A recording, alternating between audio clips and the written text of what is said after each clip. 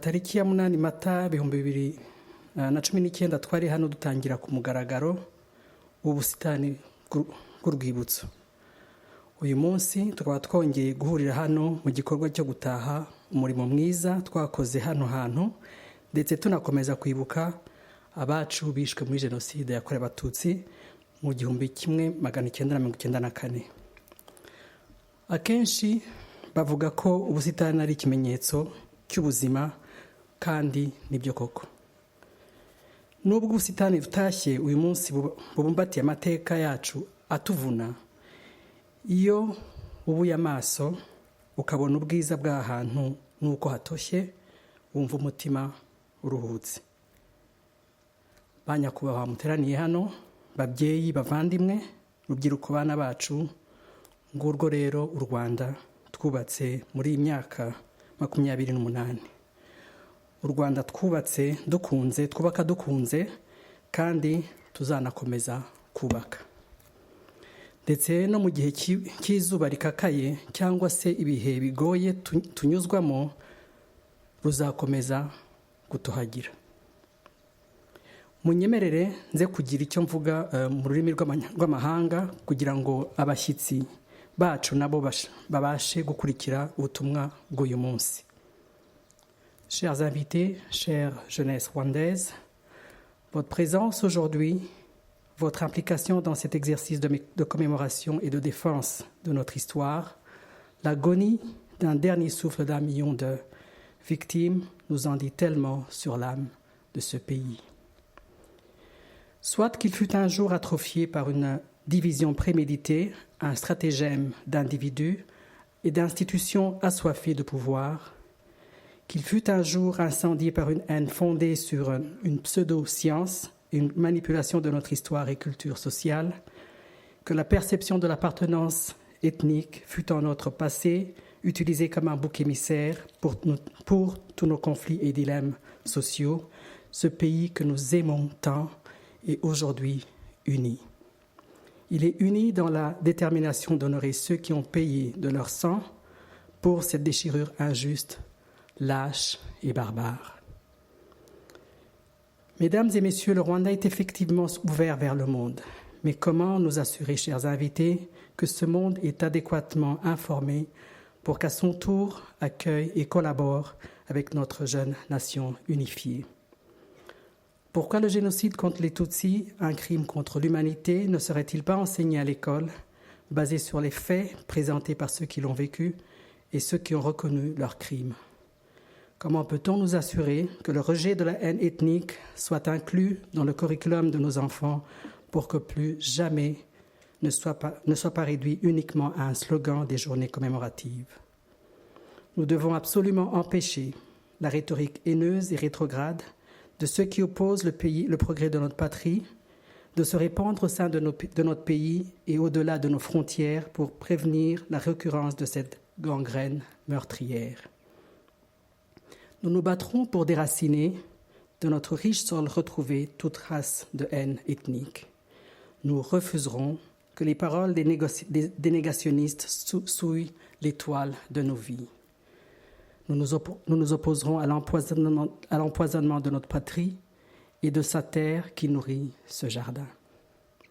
Chers survivants, nous serons toujours à vos côtés et nous ne cesserons jamais de défendre votre histoire qui est la nôtre avec l'authenticité, l'intégrité et la dévotion qui vous sont dues.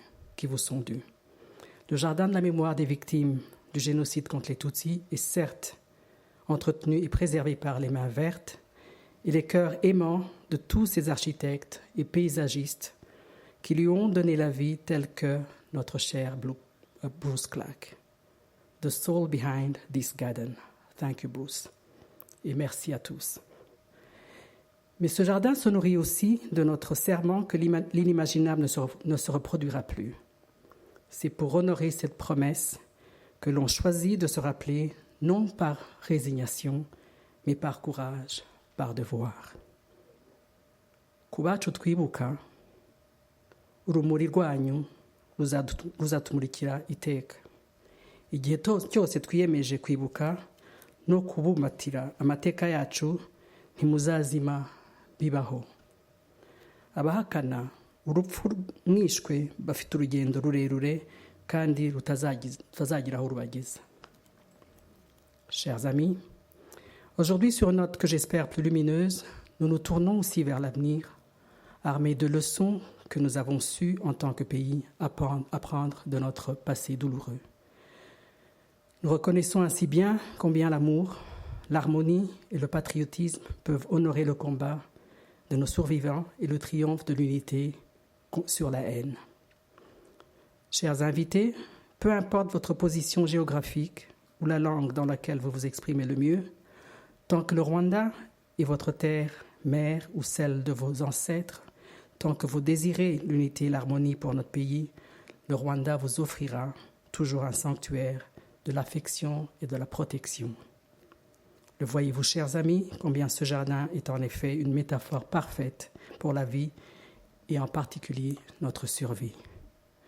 Combien les plantes, honorables invités, il importe peu que l'eau que nous recevons soit parfois boueuse. Ce qui compte vraiment, c'est que nos fleurs poussent malgré tout, pétales tournés vers le soleil.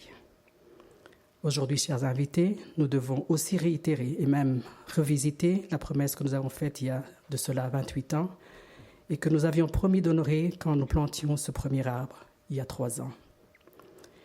Nous n'arrêterons jamais de rechercher plus d'informations sur ce que nous avons perdu et nous n'arrêterons jamais de célébrer les efforts et les sacrifices des héros vivants et défunts qui ont fait le vaillant choix de défendre le droit de chaque Rwandais de vivre en paix au Rwanda.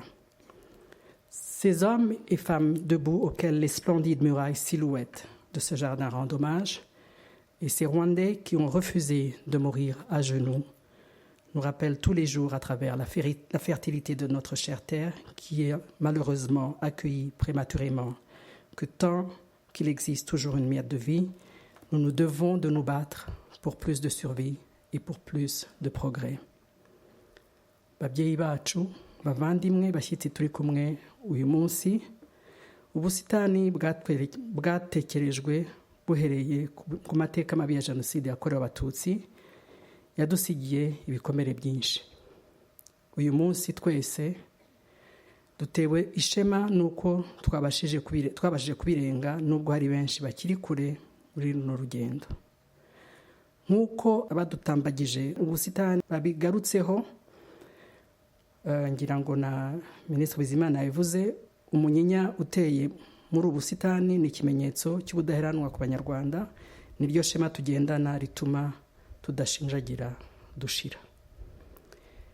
Igishanga kitwibutsa byinshi nk'Abanyarwanda kuko ubukonje n'isayo y'ibishanga yabereye benshi ubuhungiro babona bukira batyo.